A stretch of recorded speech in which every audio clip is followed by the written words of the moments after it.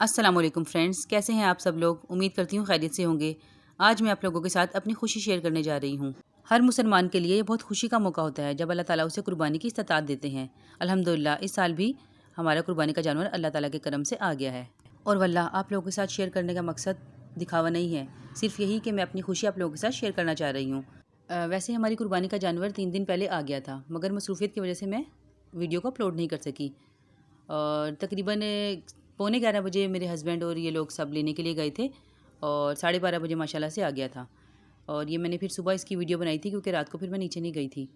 اور یہ ہمارے گھر کے آگے بندھا ہوا ہے، اور یہ دیکھیے ماشاءاللہ سے کس قدر پیارا ہے۔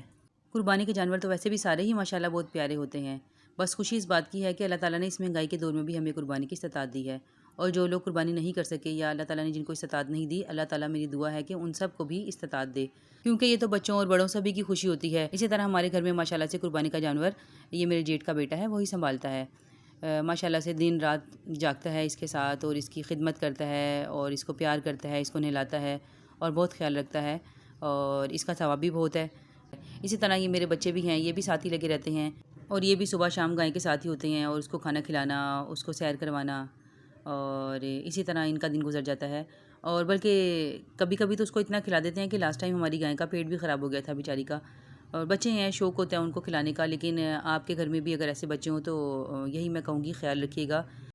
اور یہ صبح فجر کا ٹائم ہے، اور یہ میں اوپر اپنی بالکنی سے شوٹ کر رہی ہوں، مجھے یہ ایسا نظر آتا ہے۔ اور یہ جناب ہمارے گھر کے آگے سے بجلی کی تاریں جا رہی ہیں، ساری کھمبا لگا ہوا ہے سائڈ پہ، ابھی میں آپ کو لاسٹ میں دکھاؤں گی۔ تو یہ اس طریقے سے ہی شوٹ ہو سکا ہے۔